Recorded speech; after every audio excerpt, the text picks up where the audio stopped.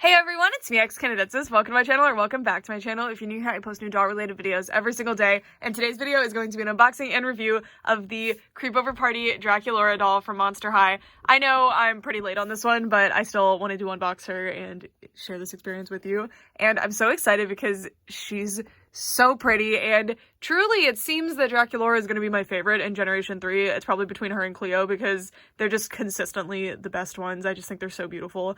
And yesterday with my Skulltimate Secrets doll, I thought that this would be a fun review to follow that up with. This is the Draculaura that came just before. So you can see on the packaging we have some fun icons that are either related to Creepover Party or to Draculaura. And then on the back, you can see that she has this really pretty art of her on her belly, painting her nails. It says her Creepover must-have is her Forbidden Love pillow. So this is a reference to Generation 1. There's a 2-pack called Forbidden Love. Her favorite Monster Midnight snack is cherry juice, and her favorite Creepover activity is doing manicures. And there's the others. So cute. I want this couch. Like, this, sectional Monster High couch. I kind of need that. And then Monster High on the other side. Alright, so let's get her out of the box. I'm excited. Unboxing experience, as always, with the Generation 3 Monster High dolls was exactly the same. I just had to cut a few ties, cut the plastic around the cardboard piece, and I was done. But there was a really cool thing that I'm going to talk about in a minute that was pretty fun, and that stand does not come with the doll. If y'all are having trouble finding Creepover Party and want to put in a pre-order or maybe have in-stock notifications on for this doll or any of the other ones, I'll attach a link in the description. I'm an Entertainment Earth partner, so purchasing through my link helps support the channel, but also they're a pretty reliable source for Generation 3 Monster High stuff. They do get it a bit later than stores, but a lot of stores in the country just aren't getting these dolls. Like where I live, they just came in stock a couple weeks ago, and even then they're extremely hard to find. So yeah, I'll put the information in the description. Creepover Party Draculaura is out of the box, and just some notes. First of all, I was extremely impressed that, you know those annoying things that are back here that hold the head in place, and they're kind of necessary, but they're kind of the worst thing ever. There was actually a piece of plastic between the box and the head, and the little things went through so that when you cut it, you didn't risk cutting the hair as much. I was not expecting that. I've never seen that before. It could have been a mistake, honestly, but if that was intentional, please continue doing that. Oh my god. And I just can't get over how soft her little robe is, and unfortunately, I did notice this before the review, but are you kidding me? She has little bat wings on her outfit. Like, oh my gosh. I'm so excited about this one. So let's get started on the review. And of course, we're going to start with this beautiful face. It's kind of not fair because Draculaura always has the prettiest face for me in Generation 3. So I'm always going to think that. But like, look at her. I love her little side glance so much. So let's see how different she is from the other Draculauras. The one that I'm thinking she's probably the closest to is this one. So let's see. It's pretty similar. It's definitely a lighter pink. I wish that they would do more makeup looks, but it seems like with Skulltimate Secrets they are. So it is a different color pink, but it's extremely similar. It seems like with Skulltimate Secrets, which came out after Creepover, they're definitely going to be differentiating the makeup a little bit more. I hope that we continue to see that because, you know, it just makes the getting new releases of the same character more exciting. I do love that they're switching up the hairstyles so much, especially on Draculaura. I guess specifically on Draculaura, huh? Look at this. So cool. I love the Draculaura dolls where you can see her makeup and her eyebrows really well because, God, she's so pretty, especially with these eyebrows. And she does have baby hair hanging down. It doesn't look to be styled or anything. I think it's meant to be, like, because she has her hair pulled up differently, so she just has some either broken hair or just baby hair hanging down. I'm not sure. And she does have her signature little black cheek heart. She has some very delicate blushing, and the lip color is actually different from other Draculaura dolls. It's much lighter. But yeah, I'd like to see some, like, more out there ones, like some black lipstick and stuff, because Generation 1 did a lot more experimentation with the lipstick and different, like, the eyeshadow and things, but G3 has already done a lot more with the eyebrows than Gen 1 across the entire line did, so there's that. And then she has her hair in these two little tight buns at the top. I would never be able to restyle those. And it does kind of leave a bald spot because of the rooting, but you can see that it's a perfectly full rooting pattern. It's just because of how it's styled. I kind of wish that they had pulled, because if you pull the hair from here, it would cover that up. But I don't know. I do really like how it looks from the front, and the bald spots aren't really a big deal. They're not really bald spots. If you were to style your hair like this, you'd probably end up with a little bit of skin showing too. So yeah. And then we have like the perfect split dye down the middle. It's just rooted, but you know. So cute. And then of course she has those big precious ears. All of my favorite Draculaura dolls also have their little ears showing, so you know, I just love the ears. Generation 3, like, the strongest stylistic choice, I think, for me, is the fact that they made the ears bigger and stick out more. It's just so sweet looking. It's so cute. And since Monster High is a monster-themed doll line and they all have different ear shapes, it's going to be really exciting to see that as the line grows as well. And you can also see her little earrings. They're little bat, or hearts with bat wings. I never know what to call them. Bat hearts? I don't know. We have a lot of bats, heart bats, across the line, but I'm not mad at it. I really like them.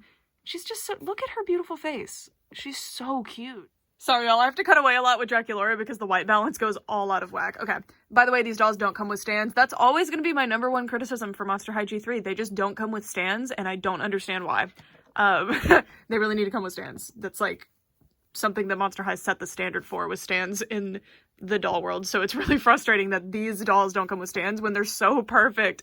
Like, to me, there's a few issues, like the polypropylene hair making repeated entries into G3, the stands missing, and they're just such small things that wouldn't actually cost that much money for them to not be doing, so it's frustrating. I don't understand it at all. But maybe they decided through, like, playtesting with kids that those things aren't necessary, but I don't know. I think over time it's going to become, like, such a problem. Anyway, I love this robe. It's so soft, and it's very uncommon for dolls to come with robes at all, so I'm really excited that Draculaura and Frankie come with these pretty long robes, and then Claudine even comes with one, but it's smaller. It's more like a little jacket, but it's so soft. I don't even know what to equate the material to. It doesn't feel like a faux fur. It just feels super soft. Kind of like if you have like a nice robe that you like wearing, you know, not towel material. And then look at these. These are little felt wings that are really well done. Like, they're cut out really nicely. They have this decorative stitching that also acts as a stabilizer to keep them nicer. These are fantastic. Fantastic.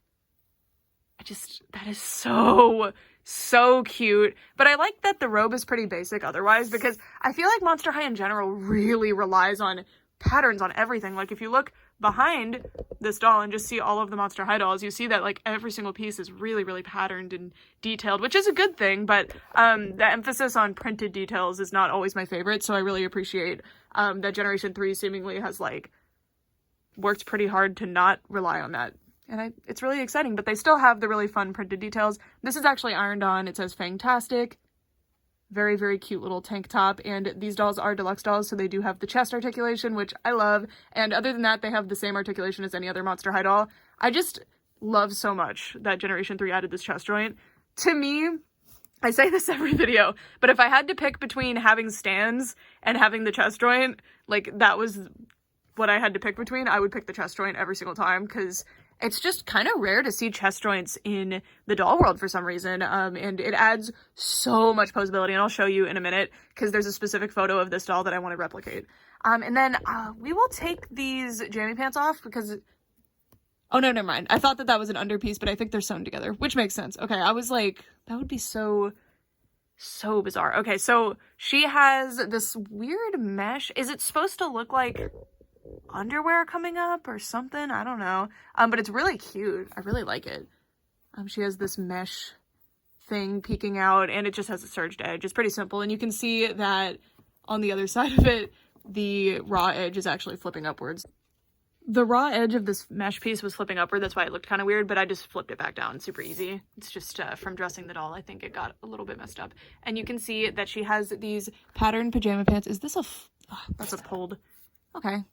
No big deal. I'm just gonna cut that. I was worried it was a hole, so I'm much happier now that I know that it was just a little pilling issue, but I'll show it to you. That's something that can happen. This material is really soft. It's not necessarily pajama pants material, but it's like legging material. It's really interesting. Very uncommon to see on dolls. Oh, and the top, by the way, is like a jersey knit fabric, which is fantastic. Love the textiles that Generation 3 has been using. There's a few that aren't my favorite, especially on the it's not Fear Squad, the Ghoul Spirit dolls, not my favorite, but overall, they've been consistently using really high quality fabrics that actually are better than the majority of what Generation 1 has, so it's pretty cool. And I love the print on this. So we have a little bat, we have some fangs, we have this coffin, little hearts everywhere. Super, super cute. There's actually 2 different coffins. Adorable. Adorable. Love the design of this. I'm a pajama pants person. I'm wearing pajama pants with Sasquatches on them right now. Like, I just love pajama pants. And you can see some hair shedding. That's common with Saran. But I've never had one actually lose hair. It's just some hair will shed. And then we have her little slippers with pretty, like, realistic, well, more realistic than usual. Usually on cartoon depictions of bats, you don't see the cute little noses that they have, but here you do. So, it's caricaturized, but it's a bat. It's more like a bat than usual, and it's really, really cute. And now, let's take a look at our accessories. Just kidding, Gooby doesn't come with this. Gooby comes with the coffin beans, so if you fall in love with him, make sure you get the coffin bean. Hee. Okay. Anyway, unfortunately, he does not come with this set. Hopefully, he comes with another set someday in a different pose. Okay, so we have a bed. This is a little pet bed. You can see there's little stars on it. It's got fur, texture, and it is for Count Fabulous, who does come with this doll. I love this particular version of Count Fabulous. This is Cat Fabulous. Look at what is going on here. I like the little ruff collar. I like the little heart eyebrows, the little bow. So, so precious. Oh, and he is actually still a bat. He just looks like a cat. And they are besties. Again, Gooby does not come with this set. I just love Gooby a lot. Okay, and then, hold on. Look how cute they look over there. And then we have this pillow. Was that listed on her packaging, or am I making that up in my head? I swear they had listed some kind of... Yeah, this is the Forbidden Love pillow. Okay. And then we have this little bat ear headband, which,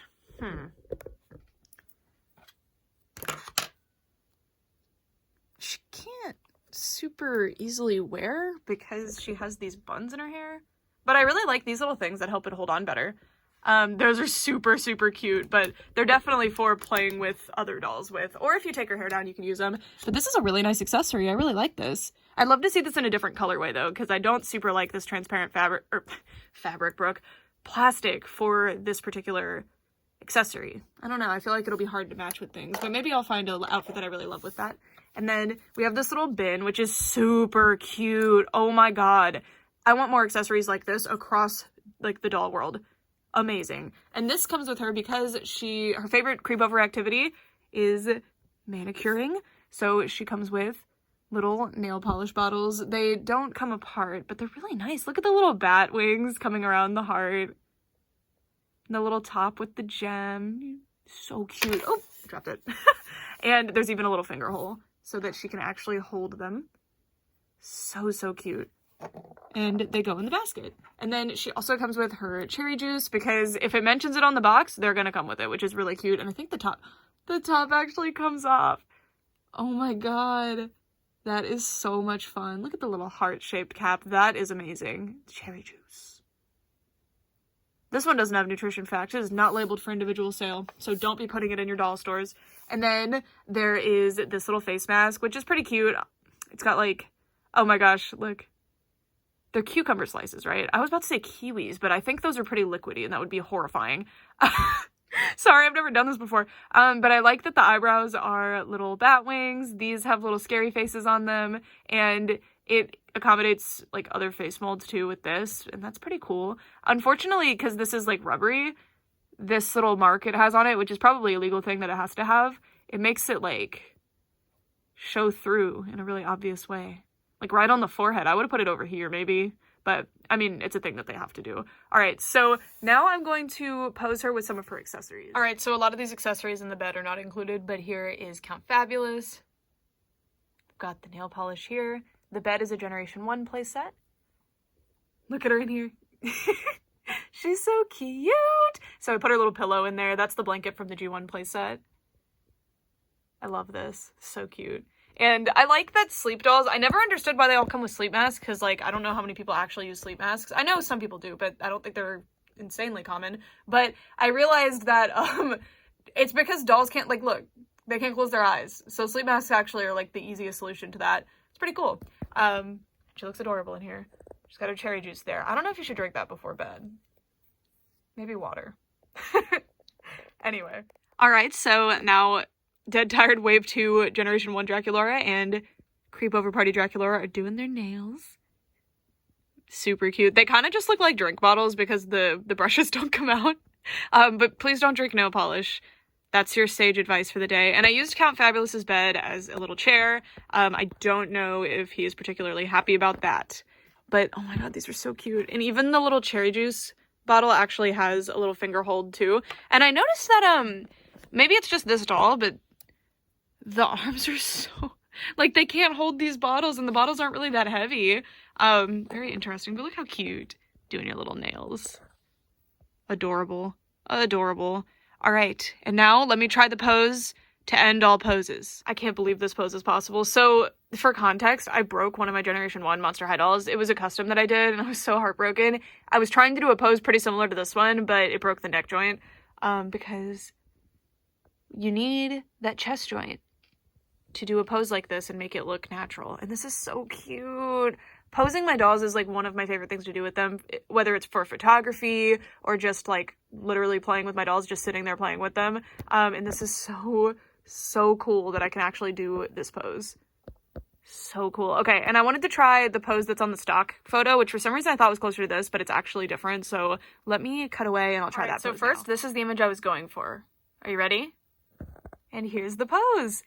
I am so in love with Generation 3 for the posing specifically, and now this is a posing video. I will be putting this addendum in the title so that you guys know what you're getting into. Look how cute she looks. How did they even...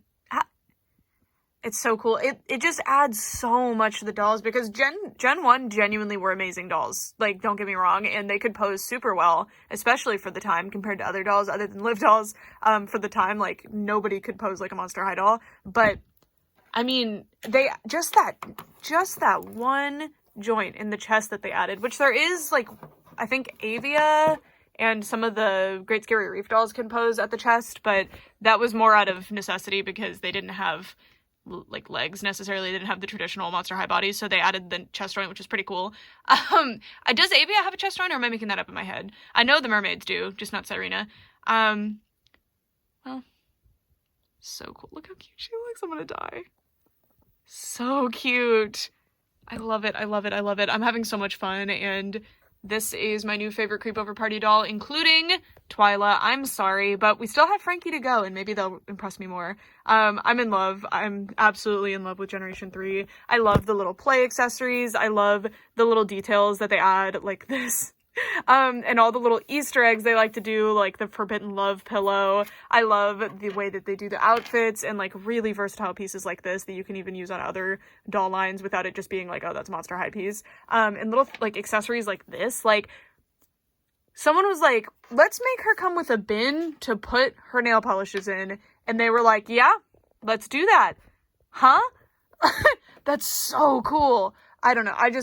I love Gen 3. I love them. I know that there's problems with them, and I'm not going to be the type of person who's like, no, they're perfect, because they're not, but I'm just having so much fun with them, and I cannot wait to see what more comes from this current design team with Monster High, because they're doing such an amazing job, and I'm loving every minute of it, and I'm always so floored when I see what's next. Like, the new stock photos that dropped for the budget dolls that are coming are amazing.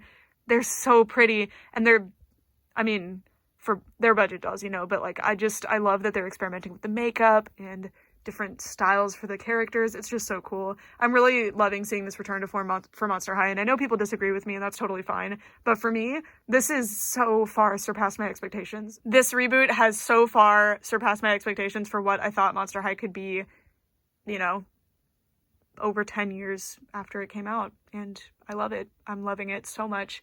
And yeah, we are not even a year in yet, and we've already had so many incredibly strong, beautiful dolls. I'm just hoping we get more characters. And I know we're like less than 6 months in, so, but you know, Monster High to me was so exciting because they had so many different characters. So, more characters, please. We're cat twins, please. please. Anyway, that's it for this video. Thank you guys so much for watching. For real this time. Bye. Okay, I wanted to try that pose that they were showing on the box, and she can kind of hit it. Unfortunately, the chest joint doesn't go as far back as it would need to, but this is an extremely impressive pose for a Monster High doll. Like, or just a fashion doll in general. This is really cool to see. I love it. I love it. I love it. So cute.